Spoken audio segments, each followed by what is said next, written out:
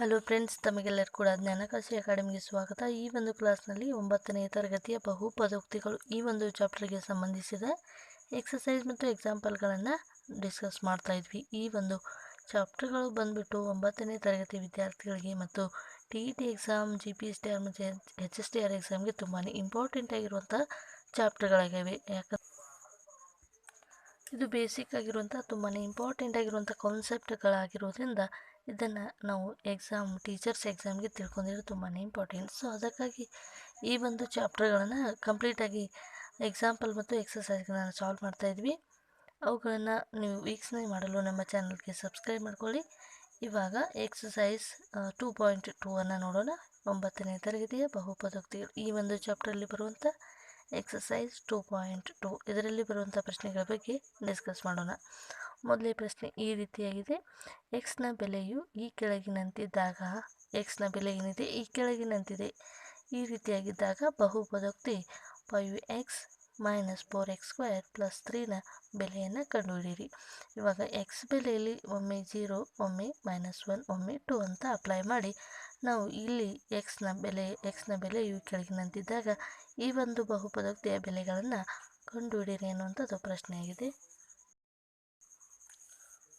Exercise 2.2 ಅಲ್ಲಿ ಮೊದಲೇ ಪ್ರಶ್ನೆ 5x - 4x² + 3 ಅಂತ ಇದೆ. ಓಕೆ, ಇದನ್ನು ನಾವೀಗ ಏನು ಮಾಡ್ಕೋಬೇಕಂದ್ರೆ ಕ್ವಾಡ್ರಾಟಿಕ್ ಇಕ್ವೇಷನ್ಗೆ ಕನ್ವರ್ಟ್ ಮಾಡ್ಕೋಬೇಕು. ಕ್ವಾಡ್ರಾಟಿಕ್ ಇಕ್ವೇಷನ್ ಅಂದರೆ ಏನು? ax² + bx + c = 0 ಎನ್ನುವಂಥದ್ದು ಕ್ವಾಡ್ರಾಟಿಕ್ ಇದು ಆದರ್ಶ ರೂಪ ಅಂತ ನಾವು ಕರಿತೀವಿ. 4x² ಇದನ್ನು ಮೊದಲಿಗೆ ax² ಅಂದರೆ -4x² + 5x + 3 = 0. ಈ ಮೈನಸನ್ನು ನಾವು ರಿಮೂವ್ ಮಾಡೋದಾದರೆ ಇದು ಮೈನಸ್ ಅಂದಾಗ ಪ್ಲಸ್ ಆಗುತ್ತೆ, +++- ಆಗುತ್ತೆ.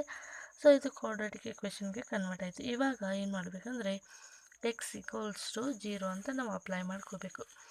x = 0 ತಂದಾಗ ನಮಗೆ =0 ಬರ್ತಾಯಿದೆ. ಓಕೆ, ಇವಾಗ +3 0² ಅಂದಾಗ ಇದು 0 ಟರ್ಮ್, ಹೋಲ್ ಟರ್ಮ್ 0 ಆಗುತ್ತೆ, ಇದು ಹೋಲ್ ಟರ್ಮ್ 0 ಆಗುತ್ತೆ. ಸೊ ಇಲ್ಲಿ ಏನಾಗುತ್ತೆ ಅಂದರೆ 3 ಎನ್ನುವಂಥದ್ದು ನಮಗೆ ಆನ್ಸರ್ ಬರುತ್ತೆ. ಸೊ ಇದು x = 0 ಎನ್ನುವಂಥದ್ದು ಈ ಒಂದು ಕ್ವಾಡ್ರಾಟಿಕ್ ಈ ಒಂದು ಪಾಲಿನಾಮಿಯಲ್ದ ಒಂದು ಶೂನ್ಯತೆ ಆಗಿಲ್ಲ ಅಂತ ನಾವಿಲ್ಲಿ ಹೇಳ್ಬೋದು. ಯಾಕಂದರೆ LHS ಮತ್ತು RHS ಎರಡೂ ಕೂಡ 0 ಬಂದರೆ ಇಲ್ಲಿ ನಾವು ಏನಂತ ಕರಿತೀವಿ? ಶೂನ್ಯತೆ ಇದೆ ಅಂತ ಕರಿತೀವಿ. ಬಟ್ ಇಲ್ಲಿ +3 ಎನ್ನುವಂಥದ್ದು ನಮಗೆ ಆನ್ಸರ್ ಸಿಗ್ತಾ ಇದೆ. ಓಕೆ, ನೆಕ್ಸ್ಟ್ x = -1 ಇವುಗಳ ಬೆಲೆಯನ್ನು ಮಾತ್ರ ಕಂಡುಹಿಡಿ ಎಂದಿದ್ದಾರೆ. ಶೂನ್ಯತೆ ಹೌದು ಅಲ್ಲ ಅಂತ ಚೆಕ್ ಮಾಡುವಂತ ಅಂದಿಲ್ಲ. ಸೊ ಇಲ್ಲಿ ಬೆಲೆಯನ್ನು ಮಾತ್ರ ಕಂಡುಹಿಡಿಯೋದ್ರಿಂದ x = -1 ಅಂತಂದಾಗ 5x - 4x² + 3 ಅಂತ ಇದೆ. ಅಗೇನ್ ಇದನ್ನು ನಾವು ಏನು ಮಾಡಬೇಕಂದ್ರೆ ಕ್ವಾಡ್ರಾಟಿಕ್ ಇಕ್ವೇಷನ್ಗೆ ಟರ್ನ್ ಅಪ್ ಮಾಡಿ -5 - 4 + 3 = 0 ಅಂದಾಗ -9 + 3 ಅಂದಾಗ -6 ಎನ್ನುವಂಥದ್ದು ವ್ಯಾಲ್ಯೂಸ್ ಸಿಗ್ತಾ ಇದೆ. ಸೊ ಇವಾಗ ಲಾಸ್ಟ್ ಥರ್ಡ್ ಒನ್ x = 2 ಅಂತ ಅಪ್ಲೈ ಮಾಡಬೇಕು. x = 2 ಅಂತಂದಾಗ ಇದನ್ನು ಕೂಡ ಕ್ವಾಡ್ರಾಟಿಕ್ ಇಕ್ವೇಷನ್ಗೆ ಕನ್ವರ್ಟ್ ಮಾಡ್ಬೋದು ಅಥವಾ ಆ್ಯಸ್ ಇಟ್ ಈಸ್ ಹಂಗೆ ತೆಗೆದುಕೊಂಡು ನಾವು ಅಪ್ಲೈ ಮಾಡಿ ನೋಡಿದಾಗ -3 ಎನ್ನುವಂಥದ್ದು ನಮಗೆ ಇಲ್ಲಿ ಆನ್ಸರ್ ಬರ್ತಾ ಇದೆ. ಸೊ ಇಲ್ಲಿ ಕೆಳಗೆ ಕೊಟ್ಟಿರುವಂಥ x ಬೆಲೆಯನ್ನು ನಾವು ಈ ಒಂದು ಬಹುಪದೋಕ್ತಿಗೆ ಅಪ್ಲೈ ಮಾಡಿದಾಗ ಮೊದಲೇ ಪ್ರಶ್ನೆ x = 0 ಅಂದಾಗ ಅದು ಏನು ಬರ್ತಾ ಇದೆ? 3 ಬರ್ತಾ ಇದೆ. x = -1 ಅಂದಾಗ -6 ಬಂತು. x = 2 ಅಂದಾಗ -3 ಬರ್ತಾ ಇದೆ. ಓಕೆ, ನೆಕ್ಸ್ಟ್ ಪ್ರಶ್ನೆಯನ್ನು ನೋಡೋಣ. ಓಕೆ, ನೆಕ್ಸ್ಟ್ ಎರಡನೇ ಪ್ರಶ್ನೆ ಈ ಕೆಳಗಿನ ಪ್ರತಿಯೊಂದು ಬಹುಪದೋಕ್ತಿಗೂ P0, P1, P2ಗಳನ್ನು ಕಂಡುಹಿಡಿಯಿರಿ. ಅಂದರೆ ಏನು? ಇಲ್ಲಿ ಕೆಳಗೆ 4 ಪ್ರಶ್ನೆಯನ್ನು ಕೊಟ್ಟಿದ್ದಾರೆ.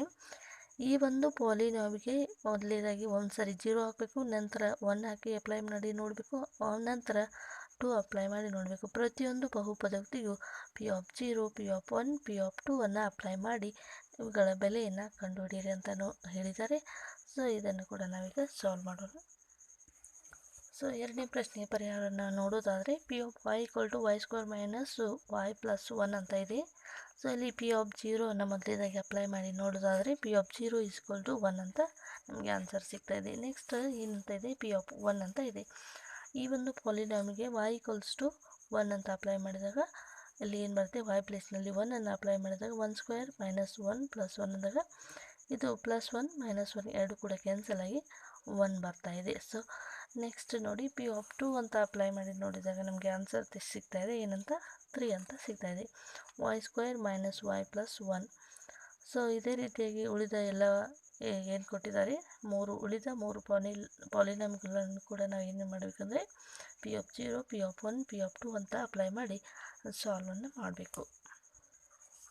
ಸೊ ಎರಡನೇ ಪ್ರಶ್ನೆಯನ್ನು ಕೂಡ ನೋಡಿ, ಇಲ್ಲಿ ಪಿ ಆಫ್ 0 ಅಂತ ಅಪ್ಲೈ ಮಾಡಿದಾಗ 2 ಅಂತ ಆನ್ಸರ್ ಬರ್ತಾ ಇದೆ. ನೆಕ್ಸ್ಟ್ ಪಿ ಆಫ್ 1 ಅಂತ ಅಪ್ಲೈ ಮಾಡಿ ನೋಡಿದಾಗ 4 ಅಂತ ಆನ್ಸರ್ ಬರ್ತಾ ಇದೆ. ಓಕೆ, ಇಲ್ಲಿ ನೋಡಿ ಸಾಲ್ವ್ ಮಾಡಿದ್ದೀನಿ, ಅದನ್ನು ಯಾವ ರೀತಿಯಾಗಿ ಬರ್ತಾ ಇದೆ ಅಂತ ನೀವು ಚೆಕ್ ಮಾಡಿ. ವಿಡಿಯೋನ ಪಾಸ್ ಮಾಡಿ ನೋಡಿ ಪ್ರಾಕ್ಟೀಸ್ ಮಾಡಿ. ಪಿ ಆಫ್ 2 ಅನ್ನು ಅಪ್ಲೈ ಮಾಡಿ ನೋಡಿದಾಗ P of 2 is equal to 4 ಅಂತ ಆನ್ಸರ್ ಬರ್ತಾ ಇದೆ. ಓಕೆ, ನೆಕ್ಸ್ಟ್ ಮೂರನೇ ಪ್ರಶ್ನೆ, ಈ ಕೆಳಗೆ ಕೊಟ್ಟಿರುವಂಥ ಪ್ರಶ್ನೆಗಳು ಅವುಗಳೆದುರು ಸೂಚಿಸಿದ ಬಹುಪದೋಕ್ತಿಗಳ ಶೂನ್ಯತೆಗಳೇ ಎಂದು ಪರೀಕ್ಷಿಸಿ. ಇಲ್ಲಿ ಒಂದು ಪಾಲಿನಾಮಿಯಲನ್ನು ಕೊಟ್ಟಿದ್ದಾರೆ. ನೆಕ್ಸ್ಟ್ ಇದು ಒಂದು ಪಾಲಿನಾಮಿಯಲ್, ಇಲ್ಲಿ x = -1/3.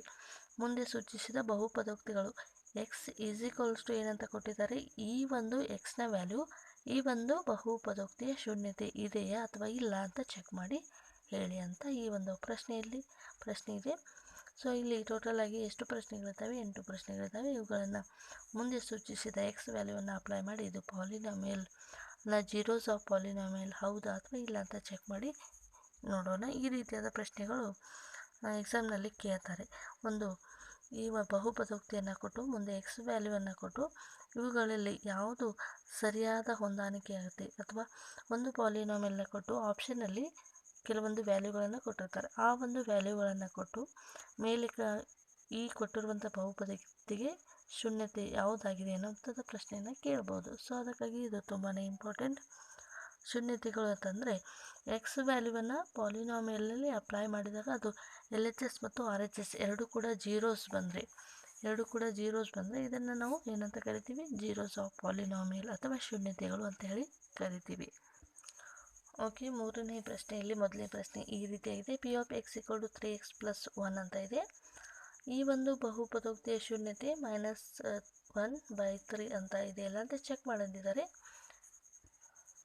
ಸೊ ಇವಾಗ x ಪ್ಲೇಸ್ನಲ್ಲಿ -1/3 ಅಂತ ಅಪ್ಲೈ ಮಾಡಿದಾಗ 3 ಕ್ಯಾನ್ಸಲ್ ಆಗುತ್ತೆ. -1 + 1 ಎರಡು ಕೂಡ ಕ್ಯಾನ್ಸಲ್ ಆಗಿ ಪಿ ಆಫ್ -1/3 = 0 ಅಂತ ನಮಗೆ ಆನ್ಸರ್ ಬರ್ತಾ ಇದೆ. ಸೊ x = -1/3 ಎನ್ನುವಂಥದ್ದು ಹೀಗೆ ಕೊಟ್ಟಿರುವಂಥ ಬಹುಪದೋಕ್ತಿಯ ಒಂದು ಶೂನ್ಯತೆಯಾಗಿದೆ ಅಂತ ನಾವಿಲ್ಲಿ ಹೇಳಿಕೆಯನ್ನು ಬರೀಬಹುದು.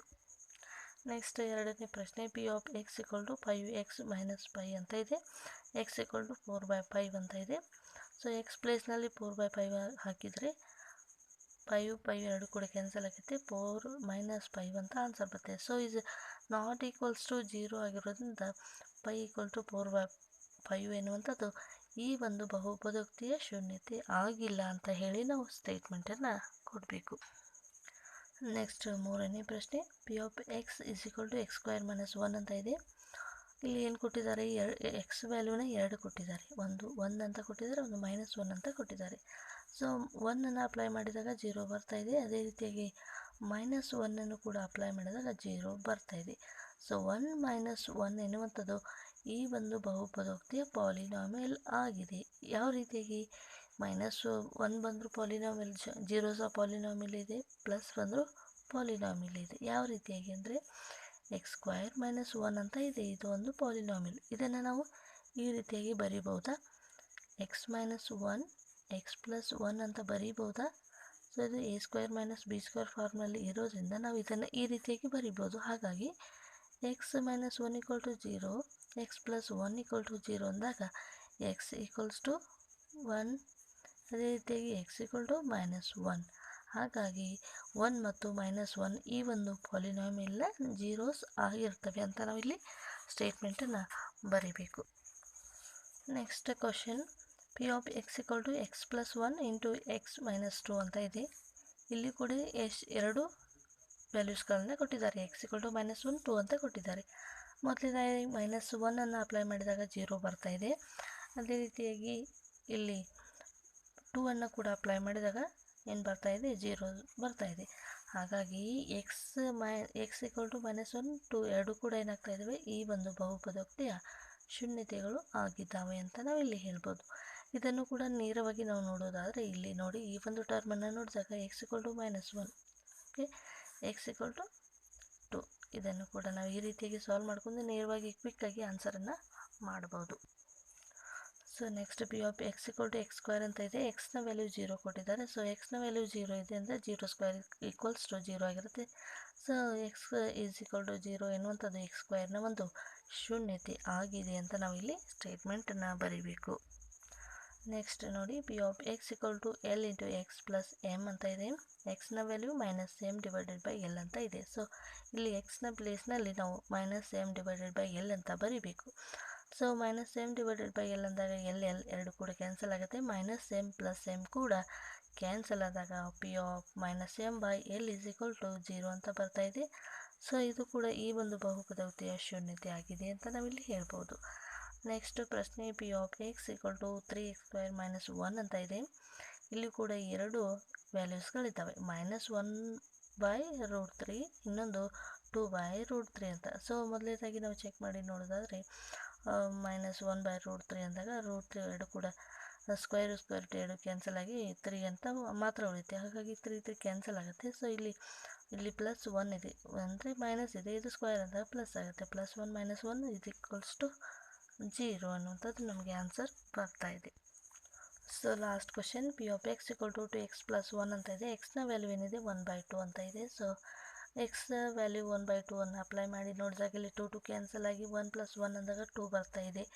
ಸೊ ಈ ಒಂದು ಬಹುಪದೋಕ್ತಿಯ ಶೂನ್ಯತೆ 1/2 ಆಗಿಲ್ಲ ಅಂತ ನಾವಿಲ್ಲಿ ಬರಿಬೋದು. ಹಾಗಾದರೆ ಏನು ಈ ಒಂದು ಬಹುಪದೋಕ್ತಿಯ ಶೂನ್ಯತೆ ಅಂದರೆ 2x + 1 = 0 ಅಂದಾಗ 2x -1 ಬರ್ತಾ ಇದೆ. ಸೊ x=-1/2 ಎನ್ನುವಂಥದ್ದು ಈ ಒಂದು ಬಹುಪದೋಕ್ತಿಯ ಶೂನ್ಯತೆ ಆಗಿರುತ್ತೆ.